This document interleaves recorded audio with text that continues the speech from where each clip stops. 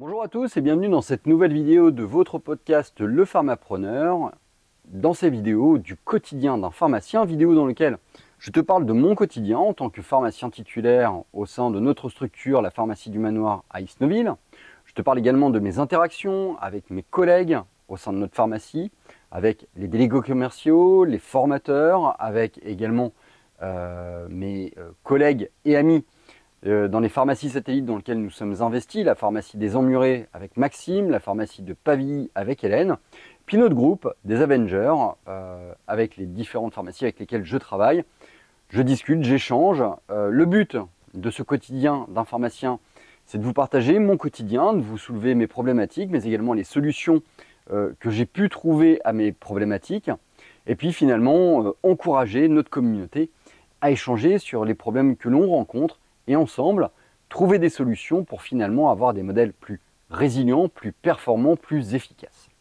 Alors qu'est-ce qui s'est passé durant cette semaine ? 1er septembre, pour moi, c'est un retour de vacances. Comme pour beaucoup de personnes, mon retour de vacances, il correspond à la rentrée scolaire de mes enfants. Donc, bien évidemment, beaucoup de choses à gérer au sein de la pharmacie, parce que y a le retour de tous les bambins au niveau des différentes écoles, collèges et lycées qui entourent notre pharmacie. Et puis, il y a toute cette logistique, ces demandes particulières également d'horaires un petit peu aménagés de la part de mes collègues pour pouvoir faire la rentrée scolaire de leurs enfants. Bref, une semaine toujours un petit peu subtile. Lundi, donc, j'ai commencé, mais pas à 8h30, pas non plus à 8h, plutôt vers 9h. On s'était goupillé avec mon collègue Marco. Il a des enfants un petit peu plus âgés, donc du coup, ça lui a permis de faire l'ouverture. On a proposé à notre assistante Mathilde de pouvoir également faire la rentrée scolaire avec ses enfants. J'avais 2-3 collègues également qui normalement sont présentes lors de l'ouverture, qui nous ont demandé des horaires. On est plutôt flex, on est plutôt adaptatif, dans le sens où c'est important la vie de famille. Et puis, accessoirement, c'est pas forcément des moments où il y a beaucoup de monde, parce que aussi beaucoup de parents sont à la rentrée.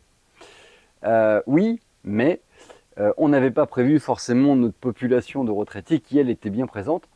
Et finalement, en fait, entre le 8h55 et le 10h auquel j'ai récupéré la quasi-totalité de mon équipe, on a été assez actifs. Pas des jeunes, pas des quadras, on va dire, avec enfants, mais plutôt les 55, 65, 70 et plus, qui malgré tout, en fait, avaient besoin de leurs médicaments, et d'autant plus que pour eux, beaucoup, ils partaient tout simplement en vacances. Bref, alors, qu'est-ce que j'ai fait durant cette journée du lundi ? Déjà, en fait, c'est un retour de vacances, donc tu fais un peu le point sur tout ce qui s'est passé pendant ton absence.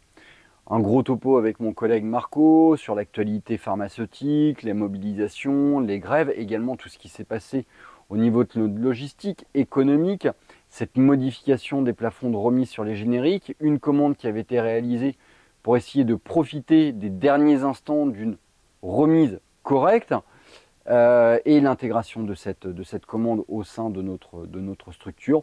On fait le point un petit peu sur les différentes commandes qui ont été passées, sur les différentes problématiques qui ont dû être gérées durant ces 3 semaines. On fait également le point sur nos différents projets, où ça en est, d'un point de vue légal, d'un point de vue sociétal. Bref, on fait des points sur à peu près tout. J'en ai profité également avec Mathilde pour faire un point sur les différentes actions qu'elle avait pu mener en mon absence, et notamment tout ce qui était gestion des promis, des avances, des attentes et de l'item Sécu mutuelle. Bref, je dirais 1 heure, 1h30 de débrief avec les éléments essentiels. Marlène, pareil, avec un débrief un peu profond sur tout ce qui s'est passé au niveau de l'équipe des préparateurs, la mise en place des nouvelles étiquettes avec les nouveaux prix. Bref, on fait le point. Ensuite, j'embraye tout simplement sur ma routine traditionnelle, pointage des sécu des mutuelles, relance des sécu mutuelles, télétransmission de ces données-là, intégration des nouvelles mutuelles qu'on reçoit en PDF, rentrée de la commande, de la SERP, vérification des ruptures également, et puis un petit point également sur les différents anticipeurs d'eau qui ont été réalisés. J'en profite également pour mettre à jour les fichiers vidéo qu'on a sur nos écrans télé pour diffuser les différentes promos. J'en profite également durant cette journée du lundi pour faire la validation des BRI La Roche-Posay qui sont arrivés à échéance à la fin du mois d'août. J'ai eu le plaisir de constater que ma collègue Romane en avait déjà fait une partie, ce qui m'a permis d'en avoir moins finalement à faire. Et puis également, j'ai reçu la mailing list de Pierre Delcourt du laboratoire La Roche-Posay pour préparer mon rendez-vous. J'en ai profité également pour préparer les besoins du laboratoire EFIC, car EFIC c'est un contrat qui fonctionne par semestre, et là on rentre dans le dernier semestre, et donc il s'agit de clôturer les marchés. Et puis j'ai préparé également mes commandes pour le laboratoire Servier, avec des invites de commandes pour des rétros, pareil pour La Roche-Posay avec mes différents collègues qui travaillent avec le laboratoire La Roche-Posay. Mardi, voilà donc pour cette journée du lundi qui se déroule, je dirais, sans trop d'accro, beaucoup de choses à gérer, dense forcément, factuellement. Et puis fin de journée, une petite course à pied, histoire de se détendre les jambes.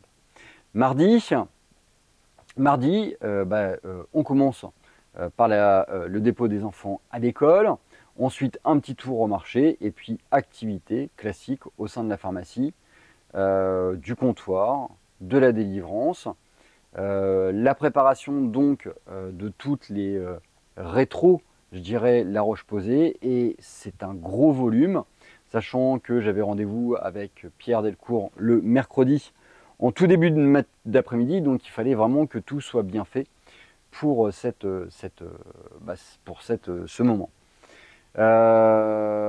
Voilà, finalisation avec les derniers retours par mail de la commande Servier pour tout ce qui est Daflon, Coveram et Coversil. Échange avec mes collègues des Avengers à propos de leurs différents rendez-vous avec les laboratoires Biogarant et Teva, voir un petit peu comment ça s'ordonne. Alors Biogarant a une logistique un petit peu attentiste, en mode on réduit. Là où Teva, a priori, a une logistique et une logique plutôt, je dirais, dynamique, avec une recherche de maintien et de développement de partenariats. Bref, quelque chose d'assez puissant de la part de Teva et qui va indéniablement entraîner des conséquences d'ici la fin de cette année si Biogarant maintient sa position actuelle. J'en ai profité également pour préparer un certain nombre de documents que j'ai envoyés aux différentes entreprises pour rappeler l'importance des critères de vaccination grippe. Notre pharmacie participe avec l'ARS dans ce que l'on appelle une démarche de mise en avant de la campagne de la vaccination grippe. Et donc on a envoyé un document pour rappeler l'intérêt, la nécessité en fait pour les entreprises d'encourager la vaccination antigrippale au sein de leurs équipes. Le but, vous le savez bien évidemment, c'est de limiter les arrêts de travail, de faciliter le bon fonctionnement des entreprises. Et puis accessoirement, c'est de présenter aussi aux entreprises notre capacité en tant que pharmacien de pouvoir proposer des services de vaccination au sein des entreprises, du moins pour les employés de ces entreprises. Voilà, donc une journée du mardi assez dense, encore une fois, beaucoup d'administratifs, beaucoup de logistique, beaucoup également de préparation en fait sur des objectifs futurs de développement. J'ai également transmis un certain nombre de documents à Arnaud Robert du groupement Aprium pour analyse. Et puis j'ai eu le plaisir d'échanger également avec une personne du groupement Unique à propos d'un séminaire qui devrait arriver et auquel malheureusement je ne peux pas participer. On a prévu avec Marc-Antoine de débriefer sur la stratégie groupement la semaine prochaine. J'ai commencé à ordonner un tableau grâce à notre ami et notre nouveau confrère, on va dire, notre nouveau collègue ChatGPT, de façon à pouvoir préparer cette discussion autour des groupements avec mon collègue Marc-Antoine pour aborder les points positifs, les points négatifs de ces deux groupements, car la messe est dite, en fait, voilà, le choix va porter soit sur Unique, soit sur Aprium, dans le cadre d'un changement de groupement. Garde pour moi le mardi soir, ce qui m'a permis en fait d'avancer pas mal sur tout ce qui est administratif. J'ai continué à travailler sur tout ce qui est sécu mutuelle. Et puis j'ai également avancé sur tout ce qui est facturation des dossiers vacances. 2 h 30 de travail assez conséquent. Et puis à 23 h, je suis rentré chez moi et j'ai attendu les différents appels, 2 appels qui ont eu lieu durant la nuit. Pour la journée du mercredi, je suis arrivé un petit peu plus tard. Je me suis octroyé la possibilité d'aller courir avant de venir travailler. Le mercredi, gros rendez-vous avec le laboratoire La Roche-Posay. J'ai commencé un petit peu plus à accueillir, à expliquer un petit peu le fonctionnement de nos 2 nouvelles apprenties préparatrices qui ont intégré notre structure, à savoir Manon et Elisabeth. On discute pas mal aussi avec notre équipe car on est en train de faire une grosse réinstallation de notre pharmacie avec l'objectif de dégager ce qu'on appelle la forêt et faciliter le cheminement des patients à travers la pharmacie, avoir une meilleure proposition de produits. Bref, je dirais apporter un renouveau qui est nécessaire au sein de notre structure. On en profite également pour réagencer les différents rayons, les différentes étagères qui se trouvent dans la zone de proximité des comptoirs. La journée du jeudi, quant à elle, commence par de la course à pied et de l'administratif le matin. Une grosse séance de discussion avec mon collègue Marco sur l'heure du midi sur la gestion de notre trésorerie. Alors, il est important de faire le point sur ta trésorerie d'une manière générale. La trésorerie, ça va, ça vient, ça monte, ça descend. On est sur des périodes où en fait on a des grosses volumétries entre les commandes, entre les produits chers qui arrivent. Et puis on a un certain nombre de projets à mener de front. Des projets à court terme, des projets à moyen terme, des projets à plus long terme. Et il était nécessaire de faire le point avec Marc-Antoine, de voir en fait quels étaient les capitaux disponibles et voir ensemble comment on avait l'intention de les allouer. En l'occurrence, un projet dans l'immédiat pharmaceutique, un projet également d'achat d'une maison à proximité de la pharmacie pour en faire un support logistique de notre pharmacie, et un autre projet qui nous intéresse avec Marc-Antoine qui devrait arriver dans un délai un petit peu plus long. Bref, il est important de fixer, je dirais, un certain nombre d'objectifs. J'en ai profité également pour envoyer un SMS à notre comptable, du moins notre autre comptable, François-Xavier Coussin, pour faire un peu le point sur le bilan de notre collègue Hélène. Gros travail également de réalisation d'un certain nombre de vidéos pour sensibiliser nos patients à l'action de mobilisation des pharmaciens. Je pense qu'il est très important pour nous en tant que pharmaciens d'expliquer pourquoi cette mobilisation elle est importante pour nous bien évidemment, mais elle est aussi importante pour nos patients. Le maillage pharmaceutique, les pénuries de médicaments, tout ça, ça les touche eux. Là où nous, on va être plutôt sensible sur la diminution de notre marge et la disparition d'une part significative de notre BE. Mais je pense qu'il est important de sensibiliser nos patients parce qu'il n'y a pas de bonne mobilisation si on n'y a pas je dirais, un soutien de la part de nos patients.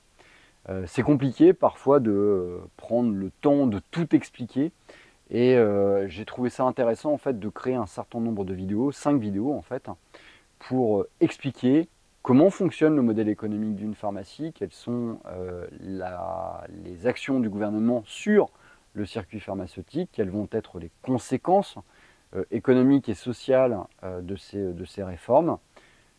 Comment les pharmaciens vont-ils se mobiliser aussi? Et puis enfin, une dernière vidéo qui va plutôt être portée, je dirais, sur l'avenir de la pharmacie, l'avenir du paysage pharmaceutique en France, au regard de ces futures contraintes économiques que les pharmacies vont être amenées à subir. Voilà. Voilà pour cette journée du jeudi, associé à tout ça un petit peu de comptoir, un peu de délivrance, beaucoup d'échanges avec mes collègues. Et puis pour ma part, c'est quasiment terminé. Vendredi, c'est une journée off, même si je vais avoir pas mal de choses à gérer sur des projets perso, sur des projets pro aussi. Et puis samedi, je ne manquerai pas de faire un petit passage au niveau de la pharmacie pour voir un petit peu comment tout se passe et puis faire ce petit check à mon équipe et puis éventuellement solutionner quelques problèmes si jamais il y a besoin. Voilà, je te dis à très bientôt pour une prochaine vidéo du Pharmapreneur. Semaine prochaine, grosse semaine. On a commencé par quelques labos cette semaine. Là, la semaine prochaine, ça déroule véritablement. Des rendez-vous avec un certain nombre de génériqueurs, des gros labos aussi en parallèle de tout ça. Bref, beaucoup de choses à te dire pour la semaine prochaine. Donc, je te souhaite une bonne fin de semaine. Je te dis à très bientôt sur ta chaîne, Le Pharmapreneur, le seul podcast où l'on parle d'entrepreneuriat et de gestion officinale. À très bientôt.